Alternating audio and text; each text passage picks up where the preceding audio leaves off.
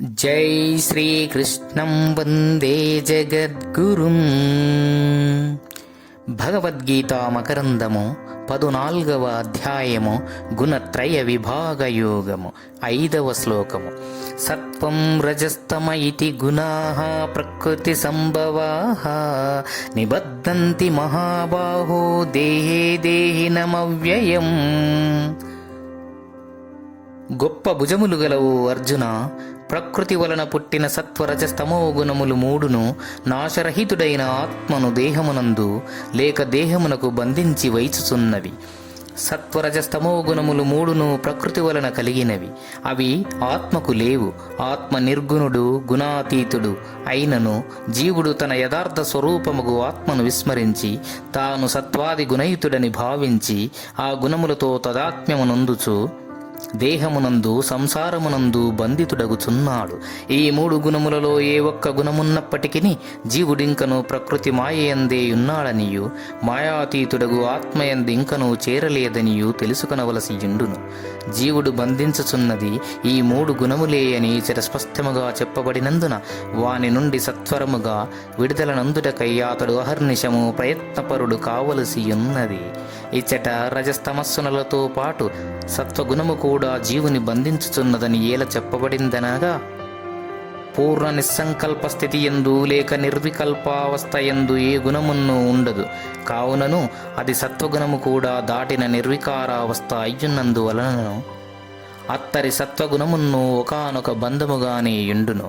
అయితే ప్రారంభములో రజస్తమస్సులను దాటి ముందు సత్వగుణావస్థను కలుగున చేసుకుని ఆ పిదప దానిని కూడా దాటి పూర్ణ నిర్వికల్ప స్థితిని చేరవలసి ఉన్నది. అది మోక్షము. మహాబాహో, ఓ అర్జున, నీ భుజ పరాక్రమముచే బాహ్య శత్రువులను ఎట్లు పరమార్చుచున్నావో అట్లే నిన్ను బంధించు నీ అంత శత్రువులకు త్రిగుణములను నిర్జించి బంధ విముక్తుడవై ఆత్మ సామ్రాజ్యాధిపత్యమునందుము అని మహాబాహు అని సంబోధన చే అర్జునునకు తెలిపినట్లయినది.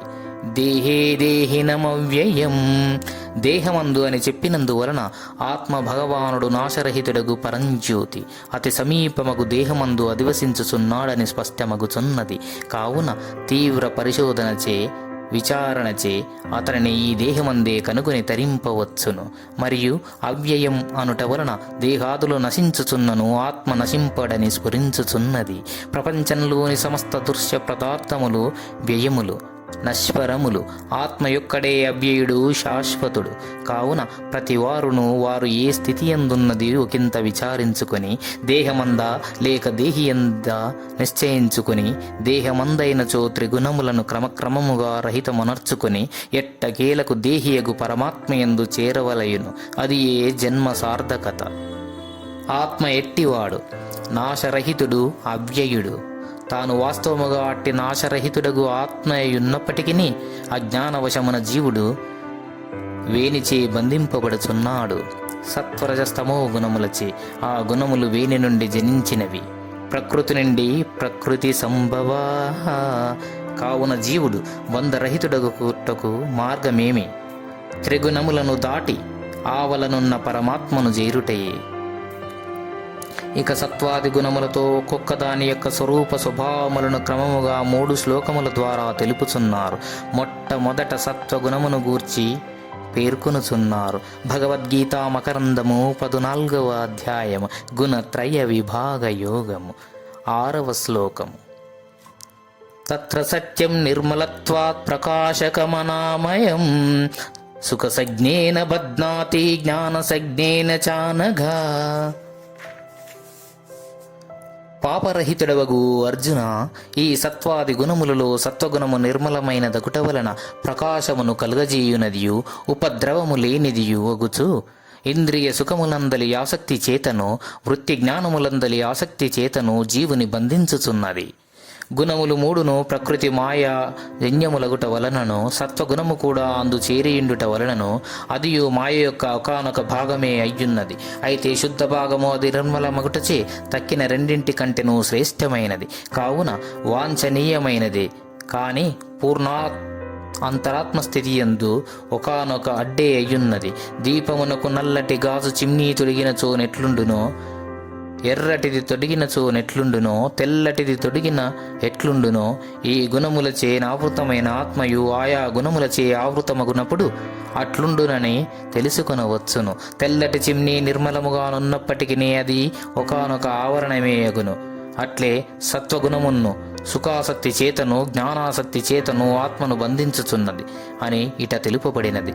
నేను సుఖవంతుడను అను దేహేంద్రియాది ధర్మక్షేత్రమైన సుఖమును ఆత్మయందు ఆరోపించుటను సుఖ సంసక్తి చేతను ప్రపంచ విషయమైన లేక పాండిత్య విషయమైన వృత్తి రూపముగు అంతఃకరణ ధర్మమును ఆత్మయందు ఆరోపించుటను వృత్తి జ్ఞాన సంసక్తి చేతను ఆ సత్వగుణము ఆత్మను బంధించుచున్నది. కావున దానిని కూడా దాటి ఆ బంధమును కూడా వదిలించుకుని కేవల ఆత్మస్థితిని బడయుమని అర్జునుడుకు భగవానుడు బోధించుచున్నాడు. అనగా అఘము పాపము లేనివాడు అనగుడు. పాపరాహిత్యము నిర్మల చిత్తము బ్రహ్మ విద్యోపదేశమునకు అర్హత అయ్యున్నది. అట్టి అర్హతను అర్జునుడు బడిసినని ఈ అనగాను సంబోధన చే వ్యక్తమగుచున్నది. సత్వగుణమెట్టిది, నిర్మలమైనది, ప్రకాశింపజేయున్నది, ఉపద్రవము లేనిది. అయితే అది ఏ ప్రకారము జీవుని బంధించుచున్నది. ఇంద్రియ సుఖాసక్తి చేతను వృత్తి జ్ఞానాసక్తి చేతను బంధించుచున్నది. కావున ఫలితాంశమేమి? జీవుడు ప్రయత్నపూర్వకంగా ఈ సత్వగుణమును కూడా దాటి కేవల ఆత్మస్థితిని బడయవలనని, అది మోక్షము. జై శ్రీకృష్ణం వందే జగద్గురుం. గీతాచార్యులు.